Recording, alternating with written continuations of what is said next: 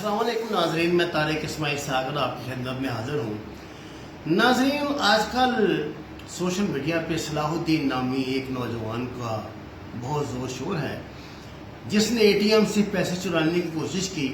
جب وہ A T M سے پیسے چرا رہا ہے تو آپ نے دیکھا ہوگا کہ وہ بہت جیسے کوئی مفقود العقل شخص ہوتا ہے، اس طرح کی حرکتیں کر رہا ہے، کبھی زبان نکال رہا ہے، کبھی چٹا رہا ہے۔ یہی جو اس کی جو مختلف قسم کے کلپس آئے ہیں، یہی رویہ اس کا تھانے میں تھا، لیکن ان ظالموں نے جس بری طرح اس کو تشدد کر کے مارا ہے، اور اس کے والد کا بیان ہے، اس نے سرٹیفکیٹ پیش کیا، وہ اس کی لاش وصول نہیں کر رہا۔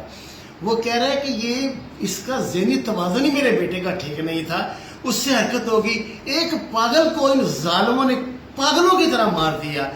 یہ کتنا ظلم ہے خدا کا! انہوں نے سائیوال میں بچوں کے سامنے اس کے باپ اور اس کی ماں کو مار دیا۔ یہ عمران خان صاحب، آپ نے کیا ہم سے وعدے کیے تھے؟ خدا کے لیے آپ نے معاشی طور پہ تو ہمیں بیچ دیا، آئی ایم ایف کے سامنے ہم بک چکے ہیں، ٹگے کی اوقات نہیں ہے ہماری۔ کیا آپ نے ہمارے لیے کیا؟ آپ کیا کیا ہم سے وعدے کرتے تھے؟ انصاف دلاؤں گا، انصاف کہاں گیا آپ کا انصاف؟ آپ کو چاہیے تھا عدالت لگتی اور ان کو پھانسی دیتے اس وقت تک۔ کوئی تو مثال خدا کے لیے قائم کرو۔ ایک واقعہ ایسا نہیں ہے، سارے لاہور کے ہسپتال آپ نے بیچ دیے پرائیویٹ لوگوں کے پاس۔ کیا کریں گے وہ ضرور لوگوں کو؟ کیا لوگوں کو دوائیاں ملیں گی؟ کیا لوگوں کو علاج ملے گا؟ یہ نہ کریں عمران خان صاحب، آپ پہ شراب پڑے گا۔ یہ نہ کریں، یہ بہت ظالم لوگ ہیں۔ یہ پولیس والوں نے جو عذاب، جس طرح بے گناہ لوگوں کو پکڑ پکڑ کے یہ کتے کی طرح مار دیتے ہیں۔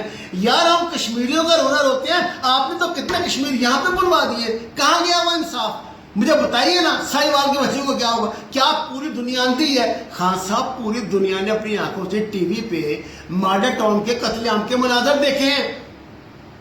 کیا کیا آپ نے؟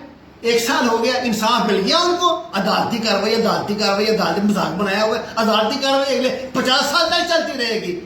کیوں نہیں ان لوگوں کو فائدہ ہے؟ اندھے ہیں سب، اپنی آنکھوں سے دیکھ رہے ہیں۔ پولیس والے نے گولی ماری عورت کو۔ شکریہ۔